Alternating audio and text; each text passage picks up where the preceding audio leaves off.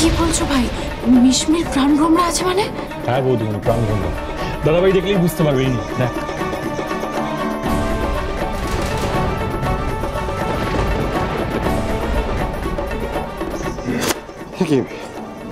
মিশমি original passport, documents, voter ID card, PAN card তুই পেলি কোথায়? চোরের ওপর বাটপারি মানে? আস্তে চুমকি, একই সরি চুমকি, তুমি আমার একটা ব্ল্যাক ফোল্ডার দেখেছো? ফোল্ডার? না না, আমি কোনো ফোল্ডার দেখিনি। আমি যদি দেখতে পাই তাহলে তোমাকে নিশ্চয়ই জানাবো। গ্রেট অংশ, এটা দারুণ প্রমাণ। এইটা আমাদের দারুণ লিড দেবে। হ্যাঁ, কিন্তু এই ডকুমেন্টসগুলো আমাদের মিশমিকে ফেরত দিয়ে দিতে হবে। কি বলছো বৌদিমণি? এই ডকুমেন্টসগুলো ফেরত দিতে হবে মানে? ফেরত তো দিতেই হবে ভাই। মিশমি যদি বুঝতে পারে এগুলো হারিয়ে ফেলেছে, তাহলে তো এগুলো খুঁজে পাওয়ার জন্য মরিয়া হয়ে উঠবে। ওর যদি একবার সন্দেহ হয় চুমকির থেকে এগুলো আমরা সরিয়েছি, না না, এই সন্দেহটাই আমরা হতে দিতে পারবো না। চার একদম ঠিক বলেছে, কিন্তু আমার মাথায় একটা প্ল্যান এসেছে। কি প্ল্যান দাদা ভাই? এই ডকুমেন্টস আমরা মিশমিকে ফেরত দেবো ঠিক, কিন্তু তার আগে আমার ছবি তুলে রাখবো।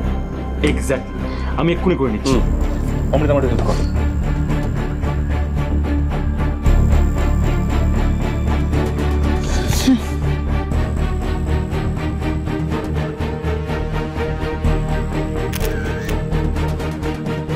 বিচার, এরপর যে আমাদের হেল্প করবে সে হল নলিন।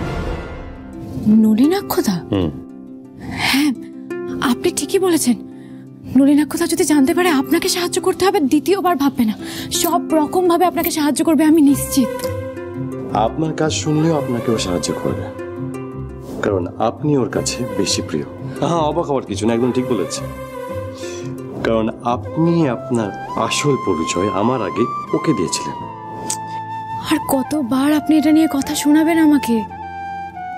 দেখুন শহরের বাবু, আমি কোন পরিস্থিতির শিকার হয়ে এতগুলো মিথ্যে আপনাকে বলেছিলাম, আপনি কিন্তু সবটাই জানেন। আচ্ছা ঠিক আছে, আর কিছু বলতে হবে না, আমি সব বুঝেছি। এবার কথা না বলে চলুন আমার সাথে বেরোন। কোথায় যাব? আরে মায়ের পারমিশন নিতে হবে। দেখুন, আপনাকে হসপিটাল নিয়ে যাওয়াটা খুব জরুরি। ঠিক আছে চলুন, পরে পরে পরে কথা বলবো। চলুন চলুন চলুন চলুন।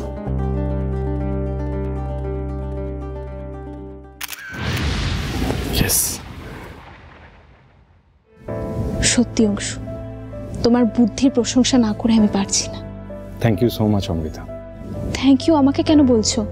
যা করার তা তো তুমি করেছো, আমি তো কিচ্ছু করিনি। অমৃতা, তুমি আমাদের জন্য যা যা করেছো, এতদিন ধরে আমি নিজের পরিবারের জন্য তা করে উঠতে পারিনি। তুমি খুব ভালো করেই জানতে অমৃতা, তুমি বৌদিমণির সাথে যেভাবে একের পর এক ধাপ পেরিয়েছো, সেটা কতটা রিস্কি ছিল, কতটা বিপদ হতে পারতো তোমার। তাও তুমি সেসব পরোয়া না করে নির্দ্বিধায় সেখানে ঝাঁপিয়ে পড়েছিলে। তাই আমি সারা জীবন তোমার কাছে ঋণী থাকলাম অমৃতা। ঋণের কথা কেন তুলছো অংশু?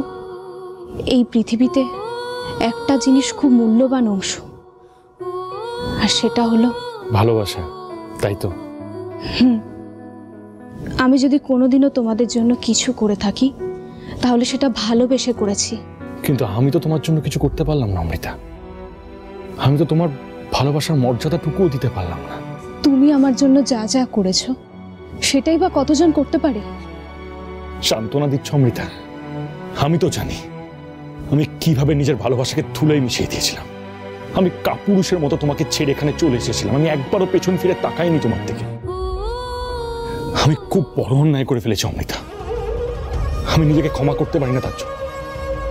মাঝে মধ্যে কি মনে হয় জানো, আমার বোধহয় বেঁচে থাকারই কোনো অধিকার নেই। এভাবে বলো না অংশু, তুমি কোনো অন্যায় করোনি।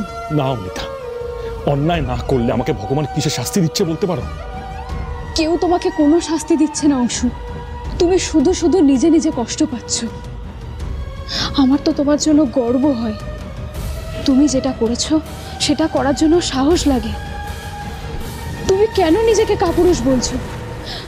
আজকের দিনে দাঁড়িয়ে একজন দাদার কাছে তুমি একজন আদর্শ ভাই। তুমি দাদা ভাইয়ের জন্য যা করেছো সেটা কতজন করতে পারে বলো তো? তোমাকে দেখে কতজন অনুপ্রাণিত হয় বলো তো? আমি বলছি তোমার প্রতি আমার শ্রদ্ধা অনেক গুণ বেড়ে গেছে। আমি জানি তুমি কোনো অন্যায় করতে পারো না। তোমার প্রতি আমার আগের মতোই আস্থা আছে। সব ভালোবাসার পরিণতি যে একই হবে তার কোনো মানে আছে? তা বলে কি ভালোবাসা মিথ্যে হয়ে যাবে? অমৃতা,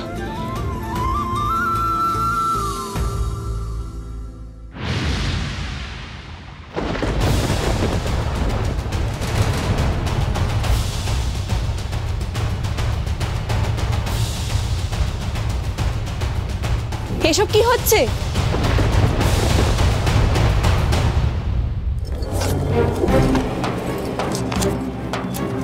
না না, কিছুতেই না।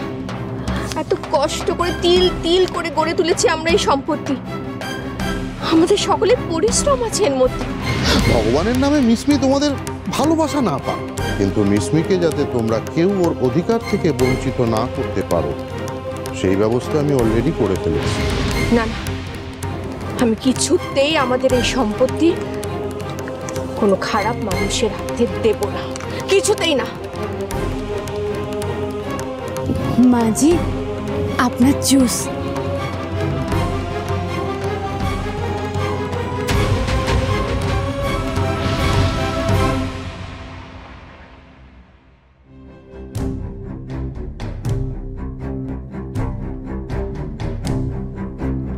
মা, তুমি ফাইলপত্র নিয়ে কি করছো?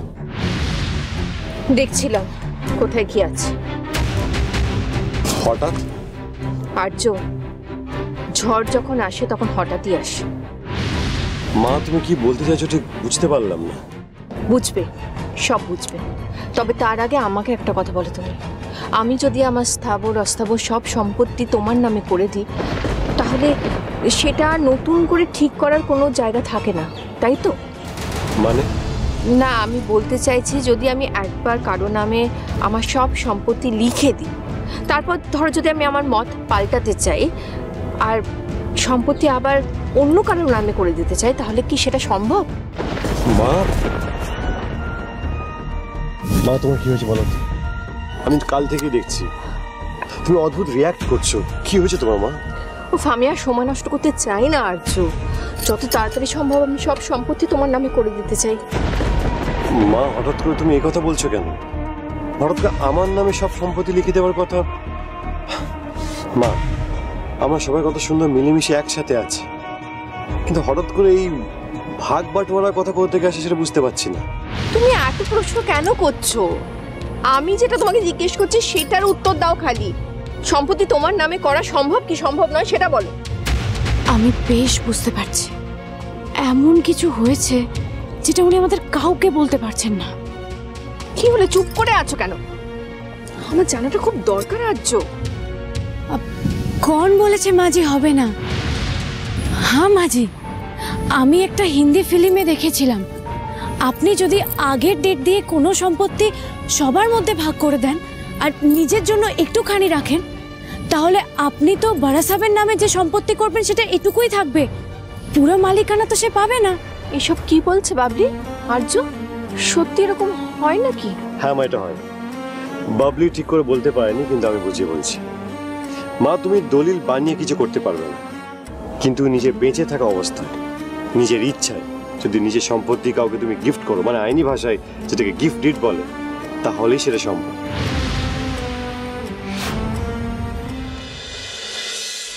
এসব কি হচ্ছে? হ্যাঁ, আর তুমি বান্টিকে এইভাবে জড়িয়ে ধরেছিলে কেন? তোমাদের মাঝখানে কি চলছে বলো তো? আরে আরে চুমকি, আমি বান্টিকে সান্ত্বনা দিচ্ছিলাম। শান্তনা? কিসের শান্তনা? ও বাচ্চা নাকি? হ্যাঁ হ্যাঁ, ও বাচ্চার মতোই, মানে এতক্ষণ যা বিহেভ করছিল তুমি বিলিভ করবে না, ও পুরো বাচ্চাদের মতোই বিহেভ করছিল। ওর অ্যাকচুয়ালি ওর গ্রামের কথা মনে পড়ছিল, নিজের পরিবারের কথা মনে পড়ছিল। তখন আমি বললাম আমাদের পরিবারও তো তোমার নিজের পরিবারের মতোই, তারাও তোমাকে খুব বেশি ভালোবাসে, তাই তুমি মন খারাপ করো না। আমি এটাও বললাম যে তোমার তো বাবলি আছে, তোমার চিন্তা কিসের? ইভেন আমি তোমার কথাও বললাম, আমাকে বললাম যে হেসে খেলে থাকো, চিন্তার কি আছে? কিন্তু দেখো কোনো কথাই শুনছে না। হ্যাঁ, আসলে কি জানো চুমকি, বান্টি সারাক্ষণ হেসে খেলে থাকে ঠিকই, কিন্তু আমি ওর মনের কষ্টটা বুঝতে পারি। ঠিক আছে বুঝেছি। তা বান্টি, এত কষ্ট পাওয়ার কি আছে? এখানে ভালোই তো আছো তুমি, তাই না? হ্যাঁ হ্যাঁ ম্যাম সাহেব, আমি এখন আসি।